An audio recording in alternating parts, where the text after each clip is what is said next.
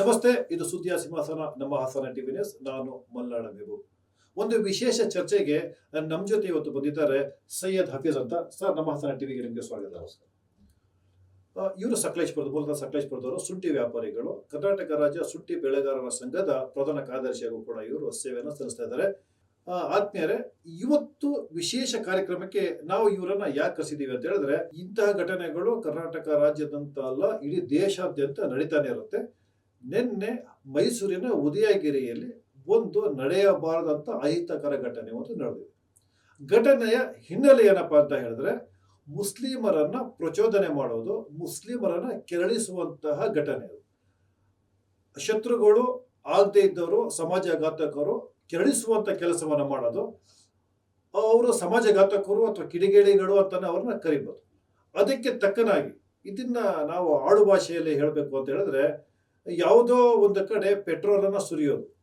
Petrol ಎಲ್ಲಿ ಸುರಿಯೋದು ಅಂತ ಹೇಳಿದ್ರೆ, ಇಲ್ಲಿ ಕಿಡಿ ಹಚ್ಚಲಾಗುತ್ತದೆ ಅನ್ನುವಂತ ಅರಿವು ಇಟ್ಕೊಂಡು ಅಲ್ಲಿ ಪೆಟ್ರೋಲ್ ಸುರಿಯೋದು. ಅದಾದ ನಂತರ ಹೇಳೋದು, ನೋಡಿ ಇಲ್ಲಿ ಕಿಡಿ ಹಚ್ಚಿದ್ರು, ಬೆಂಕಿ ಹಚ್ಚಿದ್ರು. ಕಂಪ್ಲೇಂಟ್ ಕೊಡುವಂಥದಕ್ಕೆ ಬಂದ ಸಂದರ್ಭದಲ್ಲಿ ಗಲಾಟೆ ಸೃಷ್ಟಿ ಮಾಡುವಂಥ ಒಂದು ಹುನ್ನಾರವನ್ನ ಬಿಜೆಪಿ RSS ತೋರೆ ಮಾಡಿದ್ದಾರೆ. ನನಗಿರುವಂಥ ಮಾಹಿತಿ ಪ್ರಕಾರ, ಖಚಿತ ಮಾಹಿತಿ ಪ್ರಕಾರ, ಇವತ್ತು ರಾಹುಲ್ ಗಾಂಧಿ, ಅಖಿಲೇಶ್ ಯಾದವ್ ಮತ್ತು ಅರವಿಂದ್ ಕೇಜ್ರಿವಾಲ್ ಅವರ 3 ಚಿತ್ರಗಳಿರುವಂತಹ ಒಂದು ಪೋಸ್ಟರ್ನ ಮಾಡಿ ಅದನ್ನು 3 ಇಡಿಯಟ್ಸ್ ಅಂತೇಳಿ ಹೇಳಿ ಹಾಕಿ, ಯಾವುದೋ ವಾಟ್ಸಪ್ಪಲ್ಲಿ ಬಂದಂತಹ ಒಂದು ಪೋಸ್ಟನ್ನು ಇಟ್ಕೊಂಡು ಅದಕ್ಕೆ ಪೊಲೀಸರು ತಕ್ಷಣಕ್ಕೆ ಅರೆಸ್ಟ್ ಮಾಡಿ ಕ್ರಮವನ್ನು ಕೈಗೊಂಡು ಕೂಡ ಉದಯಗಿರಿ ಪೊಲೀಸ್ ಸ್ಟೇಷನ್ ಮೇಲೆ ಏಕಾಏಕಿ ಪುಂಡ ಮುಸಲ್ಮಾನರು ಆಕ್ರಮಣವನ್ನು ಮಾಡಿ ಸಾವಿರಾರು ಸಂಖ್ಯೆಯಲ್ಲಿ ಸೇರಿ ಅಲ್ಲಿರುವಂತಹ ಪೊಲೀಸ್ ಅಧಿಕಾರಿಗಳ ಮೇಲೆ, ಪೊಲೀಸ್ ಠಾಣೆ ಮೇಲೆ ಕಲ್ಲು ತೂರಾಟವನ್ನು ಮಾಡಿದ್ದಾರೆ. ಅಲ್ಲಿ ಪೋಸ್ಟರ್ನ ನಿನ್ನೆ ಬಿಜೆಪಿ ಮತ್ತೆ RSS ಕಾರ್ಯಕರ್ತನಾಗಿರುವಂತ ಇರಲಿ ಸತೀಶ್ ಹಲಿಯಾಸ್ ಪಾಂಡುರಂಗ ಅನ್ನುವಂಥ ವ್ಯಕ್ತಿ ಇದನ್ನ ತೋರಿಸಲೇಬೇಕು. ನಾನು ಇದು ಈ ರೀತಿ ಒಂದು ಪೋಸ್ಟರ್ ಹಾಕಿದ್ದಾನೆ ಅವನು ಫೇಸ್ಬುಕ್ಕಲ್ಲಿ. ರಾಹುಲ್ ಗಾಂಧಿ, ಅಖಿಲೇಶ್ ಯಾದವ್ ಮತ್ತು ಅರವಿಂದ್ ಕೇಜ್ರಿವಾಲ್ ಅವರ ಅಂಡರ್ವೇರ್ನ ಹಾಕಿ ಅದ್ರ ಮೇಲೆ ಈ ಥರ ಶಬ್ದಗಳನ್ನು ಬರೆದಿದ್ದಾನೆ. ಹೆಗಲ ಮೇಲೆ, ಹಣೆ ಮೇಲೆ ಬರೆದಿರುವಂಥದ್ದು ಅಲ್ಲ ಅಂತ, ಎದೆ ಮೇಲೆ ಬರೆದಿರುವಂಥದ್ದು ಪೈಗಂಬರ್ ಹೆಸರು ಬರೆದವರೆ. ಹೊಟ್ಟೆ ಮೇಲೆ ಲಾಹಿ ಲಾಲ್ ಇಲ್ಲಾಲ ಅಂತ ಬರೆದವರೆ, ಮತ್ತೆ ಹೊಟ್ಟೆ ಮೇಲೆ ಮಾಷಲ್ಲ ಅಂತ ಬರೆದವರೆ. ಮಂತ್ರಿ ಪೊಲೀಸರು ಸರಿ ಇಲ್ಲ, ಕಾಮನ್ ಸೆನ್ಸ್ ಇಲ್ಲ. ಅವ್ರನ್ನ ಯಾಕೆ ಇಲ್ಲಿ ಇದೇ ಸ್ಟೇಷನ್ಗೆ ಉದಯಗಿರಿಗೆ ಕರ್ಕೊಂಡೋದ್ರು? ಏನ್ ಇವರ ಕಾಂಗ್ರೆಸ್ ಅವ್ರ ಅಪ್ಪನ ಮನೆಗಳಿಗೆ ಕರ್ಕೊಂಡು ಹೋಗ್ಬೇಕಾಯ್ತು? ಏನು ಉದಯಗಿರಿ ಏನು ಪಾಕಿಸ್ತಾನದಲ್ಲಿ ಇದೆಯಾ? ಉದಯಗಿರಿ ಪಾಕಿಸ್ತಾನದಲ್ಲಿ ಇದೆಯಾ? ನೆನ್ನೆ ಸುಮಾರು 9:30-10 ಗಂಟೆಗೆ ಬೆಳಗ್ಗೆ ಗೊತ್ತಾದ ತಕ್ಷಣ ಕಂಪ್ಲೇಂಟ್ನ ಠಾಣೆಗೆ ತಗೊಂಡೋಗಿ ಕೊಡಿ ಅಂತ ಹೇಳಿ ನಾನು ಹೇಳಿದ್ದೆ. ಆ ಕೊಟ್ಟ ಮೇಲೆ ಅದರ ಸತ್ಯಾಸತ್ಯತೆಗಳನ್ನ ನೋಡಿ ಸಂಜೆ ವೇಳೆಗೆ ಅವರು FIR ಮಾಡ್ತೀವಿ ಅಂತ ಹೇಳಿದ್ರು. FIR ಮಾಡೋ ಸ್ವಲ್ಪ ವಿಳಂಬ ಆದ ಮೇಲೆ ಆ ವ್ಯಕ್ತಿ ಯಾರಿದ್ದಾನೆ ಅವನ್ನ ಪತ್ತೆ ಹಚ್ಚಿ ಅವನ್ನ ದಸ್ತಗಿರಿ ಮಾಡುವಂಥದ್ರಲ್ಲಿ ಸ್ವಲ್ಪ ವಿಳಂಬ ಆದ ಕಾರಣದಿಂದ ಸುಮಾರು 6-6:30 ಒಂದು ಪ್ರತಿಭಟನೆ ಆಗುತ್ತೆ. ಈಗಾಗಲೇ ಕ್ರಮ ಜರುಗಿಸಿದ್ದೀವಿ ಅಂತ ಹೇಳಿ ಪೊಲೀಸವರು ಹೇಳಿದ್ರು ಅದನ್ನು ಸಮಜಾಯಿಸಿ ಒಪ್ಪಕ್ಕೆ ಸಾಧ್ಯ ಆಗದೆ ಸುಮಾರು 8-8:30 ಕಲ್ಲು ತೂರಾಟ ನಡೆಯುವಂಥ ಘಟನೆ ಬಂದಿದೆ. ಪೊಲೀಸರು ಸುಮಾರು 12:30-1 ಗಂಟೆ ರಾತ್ರಿವರೆಗೂ ಅದನ್ನು ಸಹಜ ಸ್ಥಿತಿಗೆ ತರುವಂತಹ ಪ್ರಯತ್ನಗಳು ಮಾಡಿದ್ದಾರೆ. ಈ ಮಧ್ಯದಲ್ಲಿ ಟೈರ್ಗಳನ್ನು ಸುಡುವಂಥದ್ದು, ಪೇಪರ್ಗಳನ್ನ ಸುಡುವಂಥದ್ದು, ಸಾರ್ವಜನಿಕ ವಾಹನಗಳನ್ನ ಜಖಂ ಮಾಡುವಂಥದ್ದು, ಜೊತೆಗೆ ಪೊಲೀಸ್ ಠಾಣೆ ಮೇಲೆ ಕಲ್ಲು ತೂರಾಟ, ಪೊಲೀಸ್ ವಾಹನಗಳ ಮೇಲೆ ಕಲ್ಲು ತೂರಾಟ ನಡೆಸಿರುವಂಥದ್ದು, ಕೆಲವು ಪೊಲೀಸ್ ಅಧಿಕಾರಿಗಳಿಗೂ ಮತ್ತು ಸಿಬ್ಬಂದಿಗಳಿಗೆ ಪೆಟ್ಟಾಗಿರುವಂಥದ್ದು ಬಂದಿದೆ ನನ್ನ ಗಮನಕ್ಕೆ. ಯಾವುದೇ ಪರಿಸ್ಥಿತಿಯಲ್ಲಿ ಇದು ಕಾನೂನನ್ನ ಕೈಗೆತ್ಕೊಳ್ಳುವಂಥದ್ದು, ಯಾವುದೇ ಕ್ರಮ ಇದ್ರೂ ಅದು ಯಾರೇ ಮಾಡಿದ್ರು ಅದು ಒಪ್ಕೊಳ್ಳೋಕೆ ಸಾಧ್ಯ ಇಲ್ಲ. ಆದರೆ ಮತ್ತೊಂದು ಪ್ರಕರಣಕ್ಕೆ ನಾನು ಇದನ್ನು ಹೋಲಿಕೆ ಮಾಡಕ್ಕೆ ಹೋಗಲ್ಲ. ಯಾಕಂದರೆ ನೀವು KGL DGL ವಿಚಾರದಲ್ಲಿ ಏನು ಹೇಳಿದ್ದೀರಾ ಆ ಪರಿಸ್ಥಿತಿ ಮತ್ತೆ ನಿನ್ನೆ ನಡೆದಂತಹ ಪರಿಸ್ಥಿತಿಯಲ್ಲಿ ನಾವು ಕಠಿಣವಾದಂತಹ ಕ್ರಮಗಳು ತಕ್ಷಣ ತಗೊಳ್ಳುವಂತಹ ಕೆಲಸನೂ ಮಾಡಿದ್ದೇವೆ. ಲಾಠಿ ಚಾರ್ಜ್ ಆಗಿದೆ, ಟಿಯರ್ ಗ್ಯಾಸು ಮಾಡಿದ್ದೀವಿ. ಅದರ ಜೊತೆಗೆ ಯಾರು ತಪ್ಪಿಸ್ತಿದ್ದಾರೆ ಅಂತವ್ರನ್ನ ದಸ್ತಗಿರಿ ಮಾಡಿ ಅಂತಲೂ ನಾನು ಬಹಳ ಸ್ಪಷ್ಟವಾಗಿ ಹೇಳಿದ್ದೇನೆ. ಇವತ್ತು ನಾವು ಅರಿವು ಮೂಡಿಸುವಂತ ಕೆಲಸ ನಮ್ಮ ಹಾಸನ ಟಿವಿ ಹಾಸನ ಜಿಲ್ಲೆಯ ಒಳಗೆ ಈ ವ್ಯಾಪ್ತಿಯಲ್ಲಿ ಇಂತಹ ಘಟನೆಗಳು ನಡೆದಂತ ಸಂದರ್ಭದಲ್ಲಿ ನಡಿಬಾರ್ದು, ಇಂತಹ ಘಟನೆಗಳು ಸಮಾಜ ನಡೆಯಲೇಬಾರ್ದು. ಅಂತಹ ಸಂದರ್ಭದಲ್ಲಿ ಇಲ್ಲಿಯ ಜನ, ಹಾಸನ ಜಿಲ್ಲೆಯ ಜನ ಅಥವಾ ಹಾಸನ ಜಿಲ್ಲೆಯ ತಾಲೂಕಿನ ಜನಗಳು ಯಾವ ರೀತಿ ವರ್ತಿಸಬೇಕು ಇದರ ಅರಿವು ಮೂಡಿಸೋದಕ್ಕೆ, ಅದು ಇಸ್ಲಾಂ ಧರ್ಮನೇ ಅಂತಲ್ಲ, ಹಿಂದೂ ಧರ್ಮ ಅಂತಲ್ಲ, ಕ್ರೈಸ್ತ ಧರ್ಮ ಅಂತ ಎಲ್ಲಾ ಧರ್ಮದವರು ಯಾವ ರೀತಿಯ ಮುಂಜಾಗ್ರತೆ ಕ್ರಮವನ್ನು ತೆಗೆದುಕೊಳ್ಬೇಕು ಅನ್ನೋದಕ್ಕೆ ನಾವು ಈ ಘಟನೆಯನ್ನ ತಗೊಂಡು ಮುಸ್ಲಿಂ ಮುಖಂಡರ ಜೊತೆ ಮಾತಾಡ್ತಾ ಇದ್ದೀವಿ. ಹಾಗಾಗಿ ನಮ್ಮ ಮುನ್ನಾ ಅವರು ಈ ಕಾರ್ಯಕ್ರಮಕ್ಕೆ ಬಂದಿದ್ದಾರೆ. ಸರ್, ಈ ಪ್ರಕರಣಕ್ಕೆ ಸಂಬಂಧಪಟ್ಟಂತೆ ಸೇರಿಸಿ ಇಂಥ ಸಂದರ್ಭದಲ್ಲಿ ಪ್ರಜ್ಞಾವಂತ ನಾಗರಿಕರು ಮತ್ತೆ ಪ್ರಜ್ಞಾವಂತ ಮುಸ್ಲಿಮ್ಸ್ ಇಸ್ಲಾಂ ಧರ್ಮ ಮತ್ತೆ ಮೊಹಮ್ಮದ್ ಪೈಗಂಬರ್ ಅವರ ಹಾದಿಯ ಒಳಗಡೆ ತೆಗೆದುಕೊಳ್ಳಬೇಕಾದಂತಹ ಸಾಂದರ್ಭಿಕ ನಿರ್ಣಯಗಳು ಏನು, ಇದ್ರ ಬಗ್ಗೆ ಏನು ಹೇಳ್ತೇವೆ? ನೋಡಿ ಮಹಬೂಬರೇ, ಮೊಟ್ಟ ಮೊದಲನೇದಾಗಿ ನಾನು ಏನು ಹೇಳಕ್ ಬಯಸ್ತೀನಿ ಅಂದ್ರೆ, ಇಂಥ ಕಿಡಿಗೇಡಿಗಳು ಸಮಾಜದಲ್ಲಿ ಇದ್ರೂ ಇದಾರೆ, ಮುಂದೆನೂ ಈ ಕೃತ್ಯಗಳು ನಡೆಸ್ತಾರೆ. ಅದಕ್ಕೆ ನಾವು ಪೂರ್ವ ಸಿದ್ಧತೆ ಯಾವ ತರ ಮಾಡ್ಕೋಬೇಕು ಅಂದ್ರೆ, ನೋಡಿ, ದೇಶ ಫಸ್ಟ್, ದೇಶದ ಕಾನೂನು ಫಸ್ಟ್.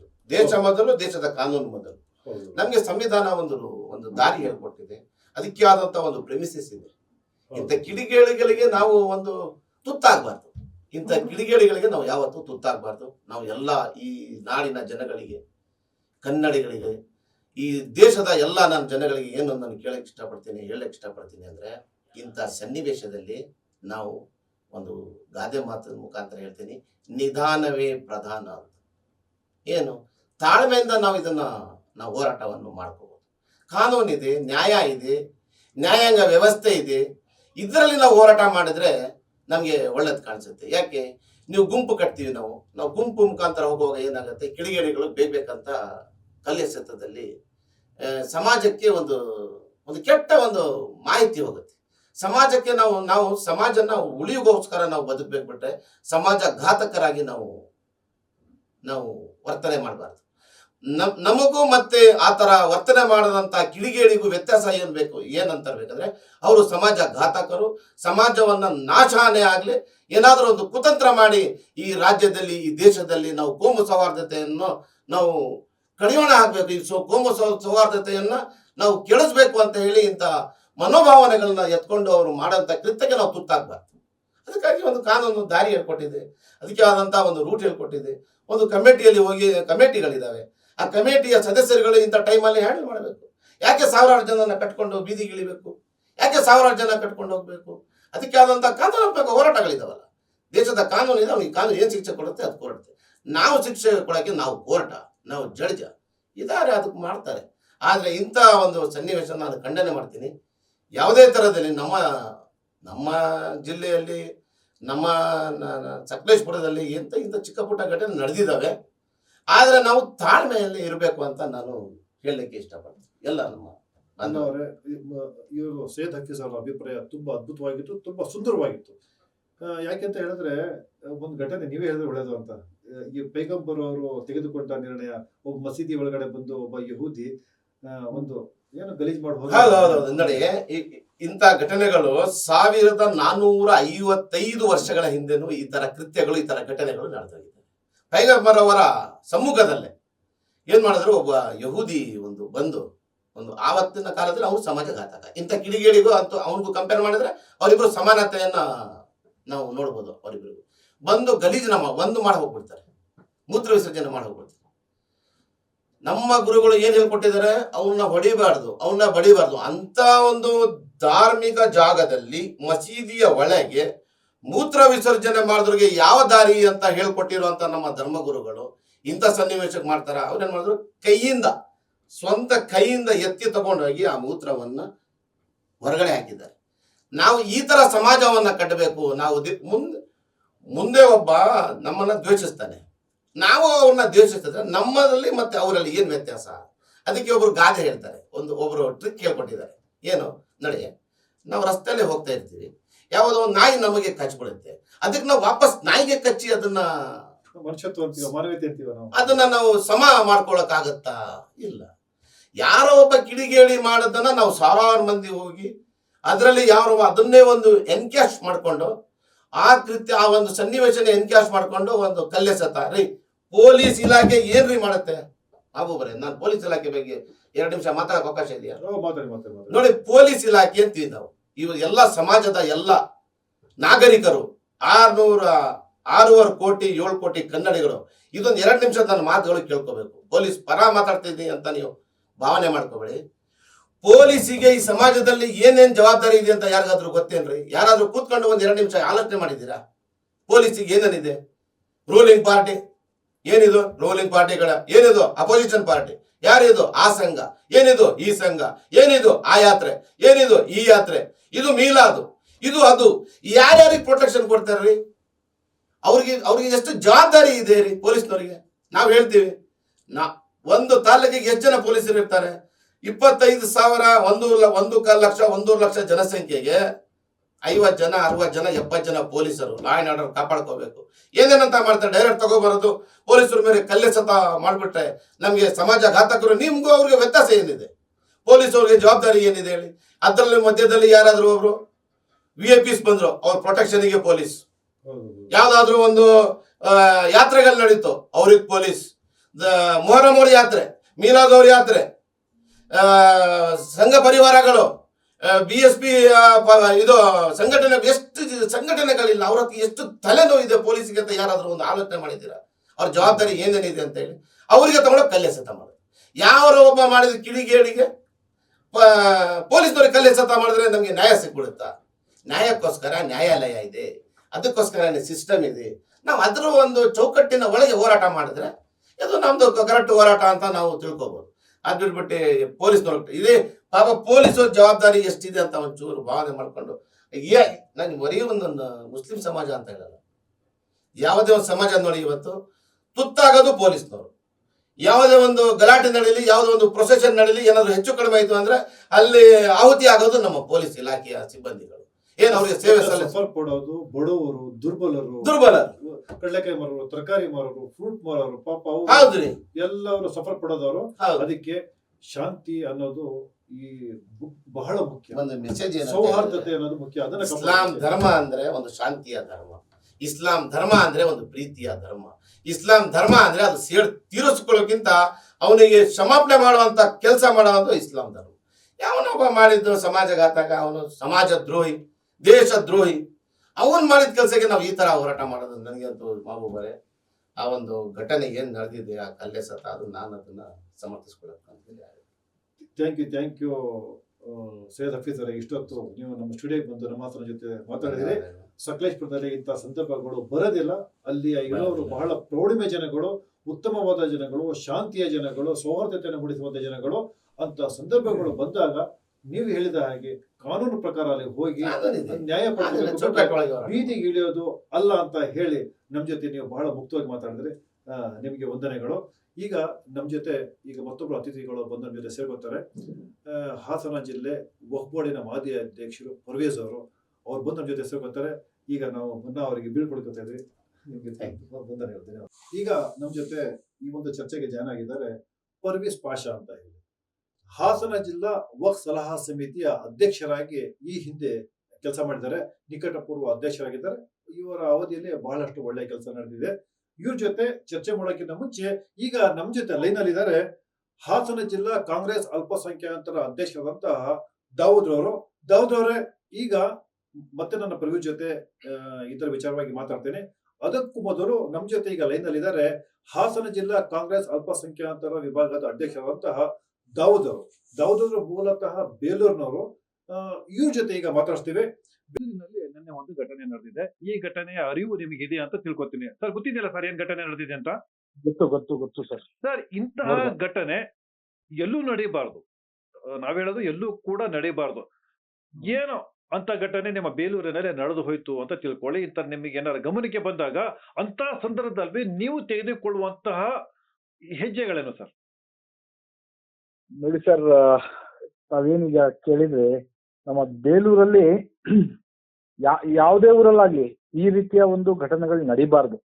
ಒಂದು ಹೌದು ಸರ್. ಪಕ್ಷದಲ್ಲಿ ಯಾರೋ ಅವಿವೇಕಿಗಳು ಈ ತರ ಮಾಡ್ತಾರೆ, ಅವರಿಗೆ ಮಾಡೋದಿಕ್ಕೆ ಸಮಾಜದ ಒಂದು ಏನು ಸಹಬಾಳ್ವೆಯಿಂದ ನಾವೇನ್ ಬಾಳ್ತಾ ಇರ್ತೀವಿ ಅದನ್ನ ಹದಗೆಡಿಸ್ಬೇಕು ಅಂತಾನೆ ಯಾರೋ ಈ ರೀತಿ ಮಾಡಿರ್ತಾರೆ ಅನ್ಕೊಳ್ಳಿ. ಆದ್ರೂ ನಾವು ಬುದ್ಧಿವಂತರು ನಾವೇನ್ ಮಾಡ್ಬೇಕಂತಂದ್ರೆ, ಕಾನೂನು, ದೇಶದಲ್ಲಿ ಕಾನೂನು ಇದೆ, ನಮ್ಮ ರಾಜ್ಯದ ಕಾನೂನು, ನಮ್ಮ ಸರ್ಕಾರ ಏನಿದೆ, ಇದನ್ನ ಪೊಲೀಸ್ ಇಲಾಖೆ ಮೇಲೆ ನಾವು ನಂಬಿಕೆ ಇಟ್ಟು ನಾವು ಹೋಗಿ ಕಂಪ್ಲೇಂಟ್ ಕೊಡ್ತೀವಿ ಸರ್. ಕಂಪ್ಲೇಂಟ್ ಕೊಟ್ಟು ಕಾನೂನಿನ ಮುಖಾಂತರ ಅವ್ರಿಗೆ ಏನ್ ಶಿಕ್ಷೆ ನೀಡಿಸ್ಬೇಕೋ ಅದನ್ನ ನೀಡಿಸೋ ಮುಖಾಂತರ ನಾವು ಅವರಿಗೆ ಒಂದು ಪಾಠ ಕಲಿಸ್ಬೇಕಾಗ್ತದೆ. ನಾವೆಲ್ಲ ಈಗ ನೀವು ನಮ್ಮ ಬೇಲೂರು ವಿಷಯ ಬಂದಿದ್ದಕ್ಕೆ ಹೇಳ್ತಾ ಇದ್ದೀನಿ. ಬೇಲೂರು ಎಲ್ಲರೂ ಹಿಂದೂ ಮುಸ್ಲಿಮ್ಸು ಎಲ್ಲರೂ ಕೂಡ ನಾವು ಎಲ್ಲಾ ಸಮಾಜದವರು ಕೂಡ ಅಣ್ಣ ತಮ್ಮನ ರೀತಿ ಬಾಳ್ತಾ ಇದೀವಿ. ಯಾವುದೇ ರೀತಿಯ ಆ ತರ ಘಟನೆಗಳು ನಡೆದಿಲ್ಲ, ಮುಂದಕ್ಕೂ ನಡೆಯೋ ಒಂದು ಇದು ನಮ್ಮ ಬೇಲೂರಲ್ಲಿ ಆ ರೀತಿ ಯಾರು ಇಲ್ಲ ಸರ್. ಹೌದು ದಾವೂದ್ ಅವರೇ, ಇಂಥ ಘಟನೆಗಳು ನಡೆಯೋದು ಬೇಡ. ಹಾಗಾಗಿ ನಮ್ಮ ಹಾಸನ ಟಿವಿ ಇವತ್ತು ಒಂದು ನಮ್ಮ ಹಾಸನ ಜಿಲ್ಲೆಯ ಜನರಿಗೆ ಅರಿವು ಮೂಡಿಸುವಂತ ಒಂದು ಕೆಲಸವನ್ನ ಮಾಡ್ತಾ ಇದೀವಿ. ಪದೇ ಇಂಥ ಘಟನೆಗಳು ಸಮಾಜದಲ್ಲಿ ನಡೀತಾ ಇದಾವೆ. ಈಗ ಬೆಂಗಳೂರಲ್ಲಿ KG ಹಳ್ಳಿ DJ ಹಳ್ಳಿ ನಡೀತು. ಅದಾದ ನಂತರ ಈ ಸಮಾಜದ ಎಲ್ಲಾ ವರ್ಗದ ಜನರು ಆ ಘಟನೆಯಿಂದ ಬುದ್ಧಿ ಕಲಿಬೇಕಾಯ್ತು, ಮರುಕಳಿಸಬಾರ್ದಿತ್ತು ಅಂತ ಘಟನೆಗಳು. ಆದ್ರೆ ಉದಯಗಿರಿಯಲ್ಲಿ ನಡೆದಿರೋದು ಅದು ಒಂಥರ ಆ ಘಟನೆ ಸರಿಯಲ್ಲ ಅನ್ನಿಸ್ತು. ಹಾಗಾಗಿ ವಿಚಾರಣೆ ಅದು ಆತರ ನಡೆಯಬಾರ್ದಿತ್ತು ಸರ್ ಘಟನೆ. ಅವರು ನಮ್ಮ ಸಮಾಜದ ಮುಖಂಡರುಗಳು ಎಲ್ಲ ಕೂತು ಮಾತಾಡಿ ಅದು ಏನ್ ಕಾನೂನು ಪ್ರಕಾರ ಏನ್ ಕ್ರಮ ಕೈಗೊಳ್ಬೋದಾಗಿತ್ತು ಅದನ್ನ ಮಾಡ್ಬೋದಾಗಿತ್ತು. ಆದ್ರೆ ಬಿಸಿ ರಕ್ತದ ಯುವಕರು ಯಾರೋ ಹೋಗಿ ಮಾಡಿದ್ದಾರೆ ತಪ್ಪು. ಆ ರೀತಿ ಪೊಲೀಸ್ ಸ್ಟೇಷನ್ ಕಲ್ಲೊಡಿಯೋದಾಗ್ಲಿ ಮತ್ತೊಂದು ಅವಹೇಳನಕಾರಿ ಹೇಳೋದೆಲ್ಲ ತಪ್ಪಿದೆ. ಅದು ಕಾನೂನನ್ನ ಯಾರು ಕೂಡ ಕೈಗೆ ಎತ್ಕೋಬಾರ್ದು ಸರ್. ಎಲ್ಲರೂ ಕೂಡ ಕಾನೂನು ಮೇಲೆ ನಂಬಿಕೆ ಇಟ್ಟು ಏನಿದೆ ಕಾನೂನು ಮುಖಾಂತರನೇ ಅಂತವರಿಗೆ ಬುದ್ಧಿ ಕಲಿಸಬೇಕಾಗ್ತದೆ. ಯಾರು ಆ ರೀತಿ ಅವಹೇಳನಕಾರಿ ಪೋಸ್ಟ್ ನ ಹಾಕಿದಾರೋ ಅವ್ರಿಗೆ ಕಾನೂನು ಮುಖಾಂತರನೇ ಉತ್ತರ ಕೊಡ್ಬೋದಾಗಿತ್ತು. ಇದೇನಾಗಿದೆ ನಿಜವಾಗ್ಲೂ ವಿಷಾದ ವ್ಯಕ್ತಪಡಿಸ್ತೀನಿ. ಇವತ್ತು ನಮ್ಮ ಹಾಸನ ಜೊತೆ ಮಾತಾಡಿದ್ರೆ ನಿಮಗೆ ಧನ್ಯವಾದಗಳು. ಇದಾಗಿತ್ತು ನಮ್ಮ ಬೇಲೂರಿನ ನಿವಾಸಿಯಾದಂತಹ ಕಾಂಗ್ರೆಸ್ ಅಲ್ಪಸಂಖ್ಯಾತರಿಗೂ ಅಧ್ಯಕ್ಷರಾದಂತಹ ದಾವೂದ್ ಅವರು. ಸರ್, ಇದ್ರ ಬಗ್ಗೆ ನಿಮ್ಮ ಅಭಿಪ್ರಾಯಗಳೇನು ಸರ್? ಮೊದಲನೇದಾಗಿ ನಿನ್ನೆ ಏನು ಘಟನೆ ನಡೆದಿದೆ ಇದ್ರ ಬಗ್ಗೆ ನಾವು ವಿಷಾದ ವ್ಯಕ್ತಪಡಿಸ್ತೀನಿ. ಇದು ಆಗ್ಬಾರ್ದಾಯ್ತು ಘಟನೆ. ಕೆಲವು ಇವಾಗ 2017ನೇ ಇಸ್ವಿಯಲ್ಲಿ ನಮ್ಮ ಮೆಹಬೂಬ್ರವರು ಒಂದು ಪುಸ್ತಕವನ್ನು ಬರೆದಿದ್ರು. ಆ ಪುಸ್ತಕದ ಉದ್ಘಾಟನೆಯಲ್ಲಿ ನಂದು ಮೊದಲನೇ ಕಾರ್ಯಕ್ರಮ ಉದ್ಘಾಟನೆ ನಾನು ಭಾಗವಾಗಿದ್ದೆ. ಅದು ಹೆಂಗಿತ್ತು ಅಂದ್ರೆ ಪುಸ್ತಕ ಈಗ ಮುಂದೆ ಏನೇನು ನಡೀತಾ ಇದೆ ಅದನ್ನ 5 ವರ್ಷದ ಹಿಂದೆನೆ ಆ ಪುಸ್ತಕ ಅವರು ಮುಂದಾಲೋಚನೆಯಾಗಿ ಬರೆದಿದ್ರು. ಕೋಮುಗಲಭೆಗಳ ಮಾಯಾಜಾಲ ಅಂದು ಹಂದಿ ಇಂದು ಅಂತರ್ಜಾಲ, ಇನ್ನು ಅಂತರ್ಜಾಲ ಅಂತ ಹಂದಿ ಆಗ್ತಾ ಇದ್ರು. ಅಂತರ್ಜಾಲ, ಆ ಅಂತರ್ಜಾಲನ ಈಗ ತುಂಬಾ ಜನ ಬಳಸ್ಕೊಳ್ತಾ ಇದಾರೆ, ಕೆಟ್ಟ ಪ್ರಕೃತಿ ಉಳ್ಳವರು. ಇದೇನಂದ್ರೆ ಇವ್ರದೇ ಅದೊಂದು ಸಂಸ್ಥೆ ಅನ್ಬೋದು ಅಥವಾ ವ್ಯಕ್ತಿತ್ವ ಅನ್ಬೋದು. ಸುಮ್ನೆ ನಮ್ಮ ಪ್ರವಾದಿಗಳ ಹೆಸರನ್ನ ತರೋದು, ಈಗ ಸುಮ್ನೆ ಇರ್ತೀವಿ ಅದನ್ನ ಪ್ರಚೋದನೆ ಕೊಡೋದು, ಅದೇ ಒಂದು ವರ್ಗ. ಇದ್ರ ಬಗ್ಗೆ ನಾವು ಇನ್ನೊಂದೇನು ಹೇಳಕ್ ಇಷ್ಟಪಡ್ತೀವಿ ಅಂದ್ರೆ ಸೈಬರ್ ಕ್ರೈಮ್ ಇದೆ.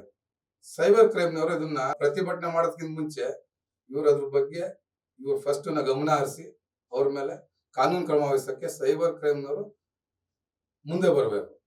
ನಿನ್ನೆ ಈಗ ಇಂತಹ ಘಟನೆಗಳು ಹಾಸನಲ್ಲಂತೂ ತುಂಬಾ ರೇರು ಆಗಿಲ್ಲ. ತುಂಬಾ ನಾವು ಬಾಂಧವ್ಯದಿಂದ ಇದ್ದೀವಿ. ಹಿಂದೂ ಮುಸ್ಲಿಂ ಅನ್ನೋದಿಲ್ಲ, ನಮ್ಮ ಫ್ರೆಂಡ್ಸ್ಗಳು ನಾವು ಜಾಸ್ತಿ ಹಿಂದೂಗಳ ಜೊತೆ ಓದಿರೋದು, ಹಿಂದೂ ಬಾಂಧವ್ರ ಜೊತೆ ನಾವಿದ್ದೀವಿ. ಅದ್ರಲ್ಲಿ ಎಲ್ಲಾ ಜನಾಂಗದವ್ರ ಜೊತೆ ನಾವಿದ್ದೀವಿ. ಇದೊಂದು ಪ್ರಚೋದನೆ ಆದಾಗ ಏನ್ ಮಾಡ್ಬೇಕು, ನಾವು ಸ್ವಲ್ಪ ಸಮಾಧಾನದಿಂದ ಯೋಚನೆ ಮಾಡಿ ನಮ್ಮ ಏನ್ ಮುಖಂಡರು ಒಗ್ಗೂಡಿ ಶಾಂತಿಯುತವಾಗಿ ನಾವೊಂದು ಕಂಪ್ಲೇಂಟ್ ಕೊಡೋದು, ಕಾನೂನು ಕ್ರಮ ಏನಿದೆ ಅದನ್ನ ಮಾಡ್ಬೇಕು. ಈ ಕೆಲವು ಯುವಕರು ನಮ್ ಕಡೆನೂ ಇರ್ತಾರೆ ಕೂಗಾಡೋರು. ಅಂತ ಯುವಕರನ್ನ ನಾವು ಬಿಟ್ಬಿಟ್ಟು ಇಲ್ಲಪ್ಪ ನೀವಿಲ್ಲೇ ಇರಿ, ನಮ್ ಜಿಲ್ಲೆಯಲ್ಲಿ ನಾವು ಇಲ್ಲಿರೋ ನಮ್ಮ ಮುಖಂಡರು ಹೇಳ್ತೇವೆ, ನಾವೇ ಹೋಗಿ SP ಭೇಟಿಯಾಗಿ ಅಥವಾ ಸಂಬಂಧಪಟ್ಟ ಏರಿಯಾ ಸ್ಟೇಷನ್ಗೆ ಭೇಟಿಯಾಗಿ ತಾಳ್ಮೆಯನ್ನ ವಹಿಸ್ಕೋಬೇಕು. ಕೆಲವರು ಇರ್ತಾರೆ. ಆಮೇಲೆ ಇನ್ನೊಂದೇನ್ ಭಯ ಆಗುತ್ತೆ ಅಂದ್ರೆ ನಾವೆಲ್ಲ ಜಾಸ್ತಿ ಸೇರಿದಾಗ ಈ ಪ್ರಚೋದನೆ ಮಾಡಿರ್ತಾರಲ್ಲ, ಈಗ ಶಾಂತಿ ಆಗಿದೆ ನಮ್ಮ ಕರ್ನಾಟಕ, ನಮ್ಮ ಜಿಲ್ಲೆ ಶಾಂತಿ ಆಗಿದೆ, ಇಲ್ಲಾಂದ್ರೆ ಶಾಂತಿನ ಭಂಗ ಮಾಡ್ಬೇಕು ಅಂತ ಕಿಡಿಗಳು ಮಧ್ಯ ಸೇರ್ಕೊಂಡು ಕಲ್ಲು ಹೊಡಿತಾರೆ. ಇದೊಂದು ಘಟನೆ ನಮ್ ಜೊತೆನೂ ಆಗಿತ್ತು. 2014 ನಮ್ ಜೊತೆನೂ ನಡೆದಿತ್ತು. ಪೊಲೀಸ್ ಸ್ಟೇಷನ್ ಮುತ್ತಿಗೆ ಹಾಕಿದಾಗ ನಾವು ಬೇಡ್ಕೊಂಡು ಬೇಡ ಕುಣಿಬೇಡಿ, ಹೋಗಿ ನಾವೆಲ್ಲ ಲೀಡರ್ಸ್ ಇದೀವಿ ಮಾತಾಡ್ತೀವಿ ಅಂತ. ಅದ್ರಲ್ಲಿ ಎಲ್ಲಿಂದಾನೋ ಮಧ್ಯದಿಂದ 2 ಕಲ್ಲು ಬಂತು. ಆ ಕಲ್ಲು ತನಿಖೆ ಮಾಡ್ಬೇಕು. ಕೇಸು ವಜಾ ಆಯ್ತು. ಕೇಸ್ ಆಗಿದ್ದು ನಿಮ್ಮ ಮೇಲೆ. ಕೇಸ್ ಆಗಿದ್ದು ನಮ್ಮ ಮೇಲೆ ಅದ್ ನಮ್ಗೆ ಗಲಭೆನೆ ಗೊತ್ತಿಲ್ಲ, ಅಂತವ್ರ ಮೇಲೆಲ್ಲ ಆಯ್ತು, ಮಸೀದಿ ಗುರುಗಳ ಮೇಲೂ ಆಯ್ತು, ಅದನ್ನ ಕೇಸ್ ವಜಾನೂ ಆಯ್ತು. ತನಿಖೆ ಮಾಡಿದಾಗ ಅದು ಯಾರೋ ಕಿಡಿಗೇಡಿಗಳು ಮಾಡಿದ್ದಾರೆ ಅಂತ ಆಯ್ತು. ಇದ್ರಲ್ಲಿ ನಾವು ಇಂಥ ಗಲಭೆಗಳಾದಾಗ ಮೊದಲನೇದಾಗಿ ನಾವು ಜಾಗೃತಿ ವಹಿಸ್ಬೇಕು. ನಮ್ಮ ಹಿರಿಯರು, ಹಿರಿಯ ನಾಯಕರು, ಹಿರಿಯ ನಮ್ಮ ಮಸೀದಿ ಗುರುಗಳು ಚರ್ಚೆ ಮಾಡಿ ಸ್ವಲ್ಪ ಜನ, ನಾವೆಷ್ಟು 5 ಜನ ಹೋಗಿ ಒಂದು ಮೆಮೊರಂಡಮನ್ನು ಕೊಡಬೇಕು. ಹೋಗಿ ಮಾತಾಡ್ತಾ ಒಂದು ಕಾಲರ್ ಇದೆ, ಮಾತಾಡ್ಕೊಳ್ಳೋದಂತೆ. ಈಗ ನಮ್ಮ ಜೊತೆ ಜಾಯ್ನ್ ಆಗ್ತಾ ಇದ್ದಾರೆ ಮುಜಾಹಿದ್ ಅವರು. ಸರ್, ನಿಮಗೆ ನಮ್ಮ ಹಾಸನ ಟಿವಿಗೆ ಸ್ವಾಗತ ಸರ್. Thank you. ಮುಜಾಹಿದ್ ಅವರಿಗೆ ಪರಿಚಯ ಮಾಡ್ಬೇಕಂತ ಹೇಳಿದ್ರೆ, ಇವರು ಮೂಲತಃ ಹೊಳೆನರಸೀಪುರದವರು. ಕಾಂಗ್ರೆಸ್ಸಿನ ಮುಖಂಡರಾಗಿ ಬಹಳ ಕೆಲಸ ಮಾಡ್ತಾ ಇದ್ದಾರೆ. ಮತ್ತೆ ಇವರು ಸಾಮಾಜಿಕ ಕಾರ್ಯಕರ್ತರು, ಸಮಾಜದ ಬಗ್ಗೆ ಬಹಳ ಕಾಳಜಿ ಇಟ್ಕೊಂಡು ಕೆಲಸ ಮಾಡ್ತಾ ಇರೋರು.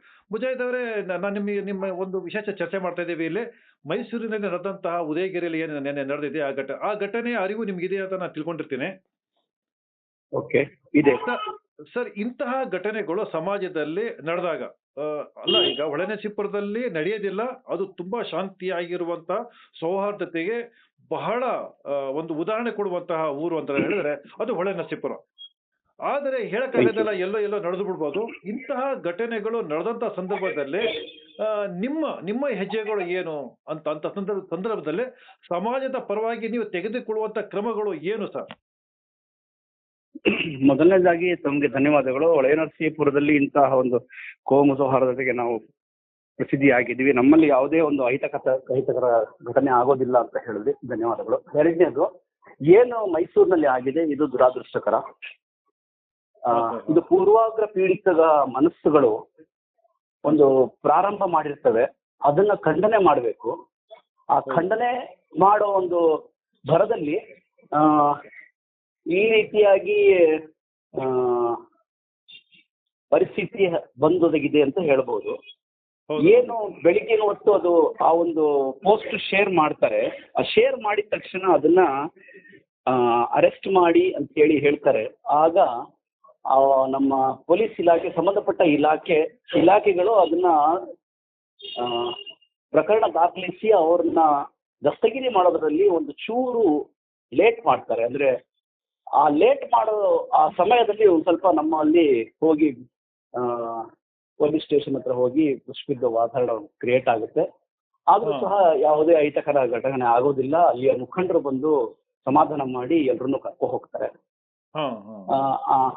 ಆದ್ರೆ ಮೊದಲನೇದಾಗಿ ನಾನು ಹೇಳಕ್ ಇಷ್ಟಪಡ್ತೀನಿ, ಸಾಮಾಜಿಕ ಜಾಲತಾಣದಲ್ಲಿ ಏನು ಈಗ ನಡೀತಾ ಇದೆ ಅದರ ಸತ್ಯಾಸತ್ಯತೆ ತಿಳಿಯದೆ ಈ ಸಾಮಾಜಿಕ ಜಾಲತಾಣದ ಪ್ಲಾಟ್ಫಾರ್ಮ್ಗಳು, ಯೂಟ್ಯೂಬ್ ಆಗಿರ್ಲಿ, ಫೇಸ್ಬುಕ್ ಆಗಿರ್ಲಿ, ಟ್ವಿಟರ್ ಆಗಿರ್ಲಿ ಅಥವಾ ವಾಟ್ಸಪ್ ಆಗಿರ್ಲಿ, ಅದನ್ನ ತಡೆ ಹಿಡಿದಲೆ ಏಕಾಏಕಿ ಏನು ಕೊಟ್ಟಿರ್ತಾರೆ ಅದನ್ನೇ ಪ್ರಚಾರ ಮಾಡ್ತಾ ಇರೋದು ಎಲ್ಲೋ ಒಂದ್ ಕಡೆ ಈ ರೀತಿಯ ಕೆಟ್ಟ ಬೆಳವಣಿಗೆಗಳು ಆಗೋದಕ್ಕೆ ಕಾರಣ ಅನ್ನೋದು ನನ್ನ ಭಾವನೆ. ಹೌದು. ವಿಜಯ್, ಮುಖ್ಯವಾಗಿ ನಿಮ್ಮ ಹತ್ರ ಒಂದು ಪ್ರಶ್ನೆ ಏನಪ್ಪಾ ಅಂತ ಹೇಳಿದ್ರೆ, ಈಗ ನೀವು ಕಾಂಗ್ರೆಸ್ ಸಾಮಾಜಿಕ ಜಾಲತಾಣದ ಪ್ರಮುಖರಾಗಿದ್ದೀರಿ, ರಾಜ್ಯ ಮಟ್ಟದಲ್ಲಿ ಪ್ರಮುಖರಾಗಿದ್ದೀರಿ. ಈ ಕಾನೂನುಗಳು ಏನ್ ಹೇಳ್ತಾರೆ ಅಂತ ಸಂದರ್ಭದಲ್ಲಿ ಒಬ್ಬ ನಾಗರಿಕ ಈ ತರ ಸಾಮಾಜಿಕ ಜಾಲತಾಣ ದುರ್ಬಳಕೆ ಮಾಡ್ಕೊಂಡಾಗ ಅವನು ಯಾವ ರೀತಿ ಕಾನೂನಲ್ಲಿ ಏನೇನು ಅವಕಾಶ ಇದೆ ಅವನ ಕ್ರಮ ತಗೊಳ್ಳೋದಿಕ್ಕೆ? ನಮ್ಮಲ್ಲಿ ಈಗ ನಮ್ಮ ರಾಜ್ಯ ಸರ್ಕಾರದವರು ಒಂದು ಈ ನಮ್ಮ ಸಾಮಾಜಿಕ ಜಾಲತಾಣದಲ್ಲಿ ಏನು ಅವಾಂತರಗಳು ನಡೀತಾ ಇದ್ದಾವೆ ಅದನ್ನು ತಡೆ ಹಿಡಿಯೋದಿಕ್ಕೆ ನಮ್ಮಲ್ಲಿ ಈಗ ಈ ಸರ್ಕಾರ, ಸಿದ್ದರಾಮಯ್ಯ ಅವರ ಸರ್ಕಾರ ಪ್ರಾರಂಭ ಮಾಡಿದೆ. ಆದ್ರೆ ಅದು ತ್ವರಿತಗತಿಯಲ್ಲಿ ಆಗಬೇಕು ಅಂತ ನನ್ನ ಆಸೆ. ಒಂದು. ಎರಡನೇದು, ಸಾಮಾಜಿಕ ಜಾಲತಾಣದ ಪ್ಲಾಟ್ಫಾರ್ಮ್ಗಳಾದ ಫೇಸ್ಬುಕ್ ಆಗಿರ್ಲಿ ಅಥವಾ ಯೂಟ್ಯೂಬ್ ಆಗಿರ್ಲಿ ಅಥವಾ ಟ್ವಿಟರ್ ಆಗಿರ್ಲಿ, ಅವ್ರನ್ನ ಆ ಒಂದು ಪೋಸ್ಟ್ಗಳನ್ನ ತಡೆ ಹಿಡಿಯೋದಕ್ಕೆ ಆ ಪ್ಲಾಟ್ಫಾರ್ಮಿನ ಮುಖ್ಯಸ್ಥರೇ ಮೊದಲ ಹಂತದಲ್ಲಿ ತಡೆ ಹಿಡಿಬೇಕು. ಈಗ ನೆನ್ನೆ ಆಗಿರುವಂತದ್ದು ಅಲ್ಲಿಂದ ಶುರು ಆಗಿದ್ದು, ಅದು ನಿಲ್ಲಿಸ್ಬಿಟ್ಟಿದ್ರೆ ಮೋಸ್ಟ್ಲಿ ಇದು ಆಗ್ತಿತ್ತಿಲ್ಲ. ಇದು ಆಗೋದಕ್ಕೆ ಅವಕಾಶ ಮಾಡಿಕೊಟ್ಟಂತ ಪ್ಲಾಟ್ಫಾರ್ಮ್ ಮೇಲೂ ಸಹ ಒಂದು ಪ್ರಕರಣ ದಾಖಲಿಸಿ ಅವ್ರನ್ನೇ ತಪ್ಪಿತಸ್ಥರಾಗಿ ಮೊದಲನೇದಾಗಿ ಮಾಡಬೇಕು.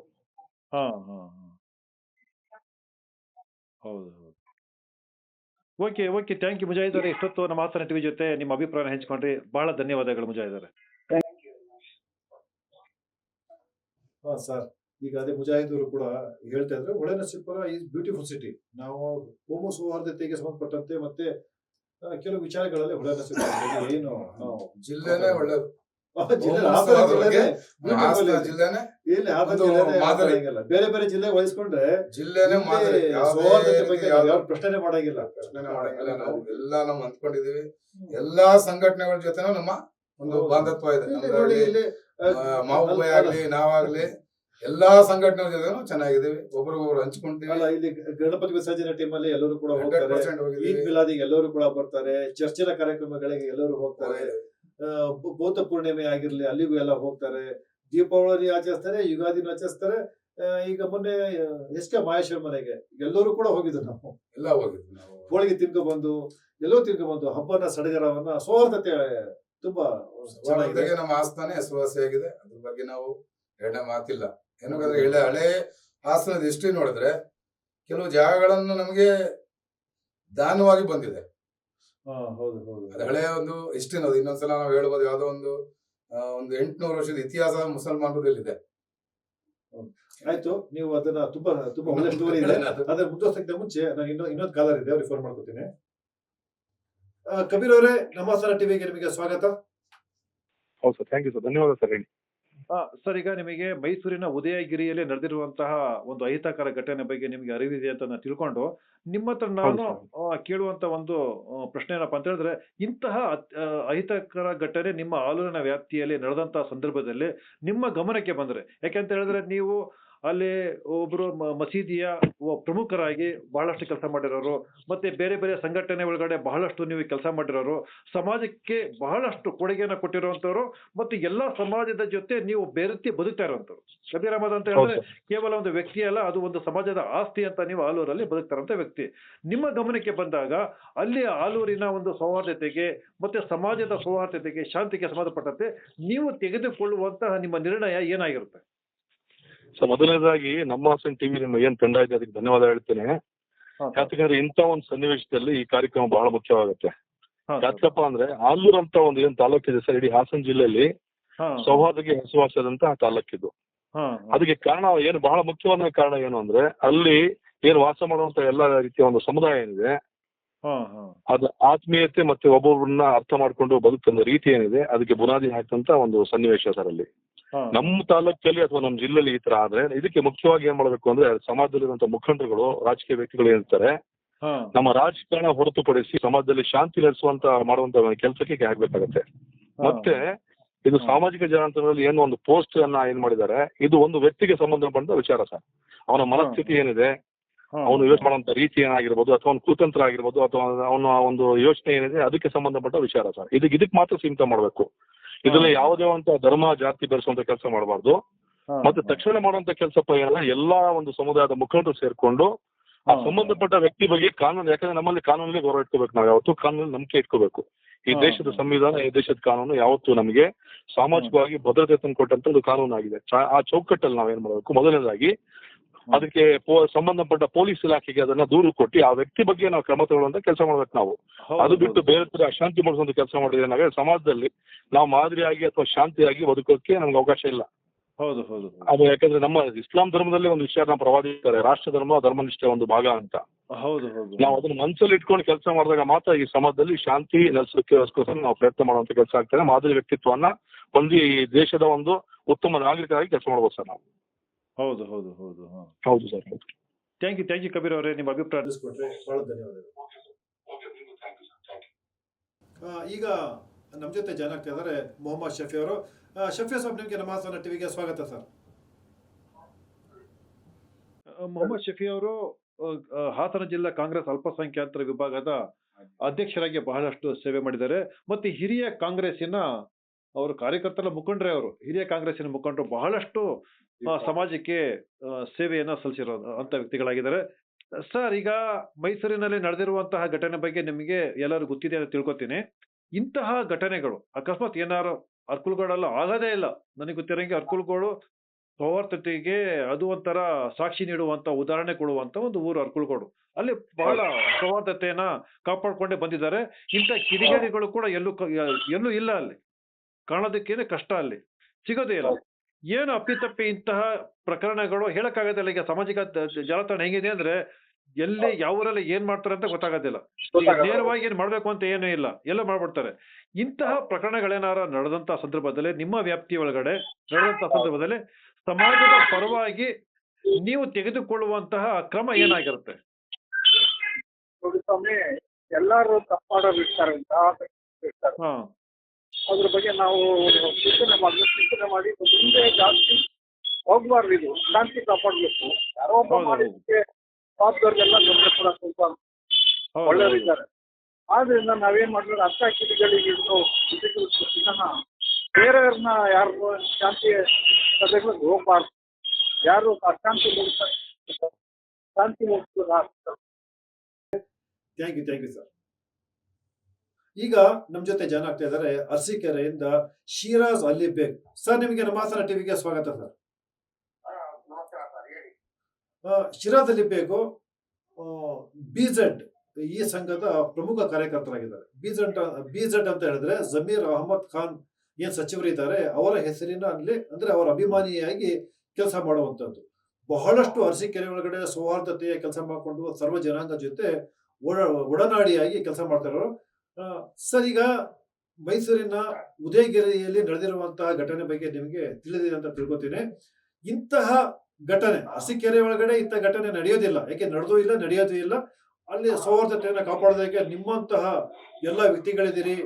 ನಿಮ್ ಜೊತೆ ಇರುವಂತವರು ಬಹಳ ಪ್ರಮುಖವಾದಂತಹ ವ್ಯಕ್ತಿಗಳೆಲ್ಲ ಇದ್ದಾರೆ. ನೀವು ಸೌಹಾರ್ದತೆ ಕಾಪಾಡೋದಕ್ಕೆ ಬಹಳಷ್ಟು ತ್ಯಾಗ ಮಾಡಿ ಒಂದು ಸ್ಯಾಕ್ರಿಫೈಸ್ ಮಾಡ್ಕೊಂಡು ಜೀವನ ಮಾಡ್ತಾ ಇದ್ದಾರೆ. ಏನು ಅಪ್ಪಿತಪ್ಪಿ ಸಾಮಾಜಿಕ ಜಾಲತಾಣದಲ್ಲಿ ಇಂಥ ಪೋಸ್ಟ್ ಏನೋ ಹರಿದಾಡ್ಬಿಡ್ತು, ಏನೋ ಮಾಡಿದ್ರು. ಇಂತಹ ಸಂದರ್ಭದಲ್ಲಿ ನೀವು ತೆಗೆದುಕೊಳ್ಳುವಂತಹ ಸಮಾಜ ಪರವಾದ ನಿರ್ಣಯ ಏನಾಗಿರುತ್ತೆ ಸರ್? ಅಂತ ಘಟನೆ ಅಂತೂ ನಮ್ಮ ಅರಸೀಕೆರೆ ತಾಲೂಕಲ್ಲಿ ನಡೆಯಕ್ಕೆ ಸಾಧ್ಯನೇ ಇಲ್ಲ ಸರ್. ಹೌದು ಹೌದು ಯಾಕಂದ್ರೆ ನಾವೆಲ್ಲರೂ ಅಣ್ಣ ತಮ್ಮಂದ್ರಂಗೆ ಸೌಹಾರ್ದತೆಯಿಂದ ಬಾಳ್ತಾ ಇದೀವಿ ಸರ್ ಇಲ್ಲಿ. ಹೌದು ಹೌದು. ಯಾವುದೇ ಕಾರಣಕ್ಕೂ ಎಲ್ಲಾ ಜನಾಂಗದವರು ನಾವು ಪ್ರತಿ ಒಂದು ಹಬ್ಬ ಮಾಡಿದ್ರು ಅವ್ರು ನಮ್ಮ ಮನೆಗೆ ಬರ್ತಾರೆ, ನಾವು ಅವ್ರೊಂದು ಒಳ್ಳೆ ಹಬ್ಬ ಮಾಡಿದ್ರೆ ನಾವು ಅವ್ರ ಮನೆಗೆ ಹೋಗ್ತೀವಿ ಸರ್. ಆ ತರ ಇದೆ. ಆ ತರ ಇದ್ದಾಗ ಈ ತರ ಅಂತ ಯಾವತ್ತಿಗೂ ಅರಸೀಕೆರೆಯಲ್ಲಿ ಎಂದೆಂದಿಗೂ ನಡೆಯಲ್ಲ, ಆಗೋದಿಲ್ಲ. ಮತ್ತೆ ಇದು ತಾವು ಹೇಳಿದ್ರಲ್ಲ ಈಗ ಈ ಘಟನೆ ನಡೆದಿದೆ ಅಂತ, ಅದು ಯಾರೋ ಕಿಡಿಗೇಡಿಗಳು ಆಗದೇ ಇರೋರು ಸೌಹಾರ್ದತೆಯನ್ನು ಕಾಪಾಡ್ಕೊಳ್ಳೋ ಶಕ್ತಿ ಅವರಲ್ಲಿ ಇಲ್ದಿರೋರು ಮಾಡಿದ್ದಾರೆ. ಇದು ಅಂತವ್ರ ಕೆಲಸ ಸರ್ ಇದು. ಮತ್ತೆ ಬಂದು ನಾವು ಯಾವತ್ತಿದ್ರೂ ಸೌಹಾರ್ದತೆ ಕಾಪಾಡಿಕೊಂಡು ಹೋಗುವಂತ ಕಾರ್ಯಕ್ರಮಕ್ಕೆ ಜಾಸ್ತಿ ಆದ್ಯತೆ. ಯಾವುದೇ ಕಾರಣಕ್ಕೂ ಇಂಥ ಕಿಡಿಗೇಡಿಗಳಿಗೆ ಏನಾದ್ರೂ ಈ ತರ ಇವರು ಮುಂಬರೋದು ಇದು ಕ್ರಮ ನಾವು ತಗೊಂತೀವಿ ಸರ್, ಕಾನೂನು ಕ್ರಮವಾಗಿ. ಹೌದು ಹೌದು ಹೌದು. ನಮ್ಮ ಅರಸೀಕೆರೆ ತಾಲೂಕಾಗ್ಲಿ ಎಲ್ಲಾದ್ರೂ ಒಂದಾಗ್ಲಿ ಏನಾದ್ರೂ ಒಂದು ಅನಾಹುತಗಳು ಹಂಗಾಗಿದ್ದಲ್ಲಿ ನಾನು ಕಾನೂನು ಕ್ರಮವನ್ನು ನಾವು ಜರುಗಿಸ್ತೀವಿ ಅವ್ರ ಮೇಲೆ. ಕಾನೂನು ಏನು ಯಾವ ತರ ಇದೆ ಆ ತರ ನಡ್ಕೊಳ್ಳುತ್ತೆ ಸರ್. ಹೌದು ಹೌದು ಹೌದು. ಅವ್ರಿಗೆ ಶಿಕ್ಷೆ ಆಗ್ಲಿ ಅಂತ ನಾವು ಹೇಳ್ಬಿಟ್ಟು. ನಿಮ್ಮ ಅನೇಕ ಕಾರ್ಯಕ್ರಮಗಳನ್ನ ಮಾಡಿದೀವಿ. ನೀವು ಅಲ್ಲಿ ನಗರಸಭೆ ಅಧ್ಯಕ್ಷರು ಸಮೀವುಲ್ ಅವರೆಲ್ಲ ಗಣಪತಿಗೆ ಎಲ್ಲ ಹಾರ ಹಾಕಿ ಮತ್ತೆ ಅದನ್ನ ಸ್ವಾಗತಿಸೋದು, ಮತ್ತೆ ಗಣಪತಿ ನಿಮ್ಮನ್ನ ನೋಡಿದೀವಿ. ನೀವು ಸುಮಾರು ಪಾನಕಗಳನ್ನ ಕೊಡೋದು, ಕೂಲ್ ಡ್ರಿಂಕ್ಸ್ ಗಳನ್ನೆಲ್ಲ ಅಲ್ಲೆಲ್ಲ ಕೊಡೋದು, ಬೇರೆ ಬೇರೆ ತರಹದ ಕಾರ್ಯಕ್ರಮಗಳಲ್ಲಿ ನಿಮ್ಮ ಕಾರ್ಯಕ್ರಮ ಕೂಡ ನೋಡಿದೀವಿ. ಸೌಹಾರ್ದತೆಗೆ ತಾವೆಲ್ಲ ಬಹಳ ಶ್ರಮ ಪಡ್ತಾ ಇದ್ದೀರಿ. ನಿಜವಾಗ್ಲೂ ನೀವು ಹೇಳಿದ ಹಾಗೆ ಇಂಥ ಸಂದರ್ಭಗಳು ಬರಬಾರ್ದು. ಬಂದಂತ ಸಂದರ್ಭದಲ್ಲಿ ಬಹಳ ಈ ದೇಶಕ್ಕೆ, ಈ ಸಂವಿಧಾನಕ್ಕೆ, ಸಮಾಜಕ್ಕೆ, ನಮ್ಮ ಹಿರಿಯರಿಗೆ ಗೌರವ ಕೊಟ್ಟು ನಾವು ಶಾಂತಿಯಿಂದ ನಡ್ಕೊಳ್ಳೋದು ನಮ್ಮ ಕರ್ತವ್ಯ ಆಗಬೇಕು. ನೀವು ಬಹಳ ಒಳ್ಳೆ ಮಾತನ್ನ ತಿಳಿಸಿದಿರಿ. ಸಿರಾಜ್ ಅಲಿ ಬೇಗ್ ಅವರೇ, ನಿಮಗೆ ಧನ್ಯವಾದಗಳು ಸರ್. ಧನ್ಯವಾದ. ಈಗ ನಮ್ಮ ಜೊತೆ ಇದ್ದಾರೆ ಚನ್ನರಾಯಪಟ್ಟಣದ ಅಬ್ದುಲ್ ಹಾದಿ ಅವರು. ಸರ್, ನಿಮಗೆ ನಮ್ಮ ಹಾಸನ ಟಿವಿಗೆ ಸ್ವಾಗತ ಸರ್. ನಮಸ್ಕಾರ ಸರ್.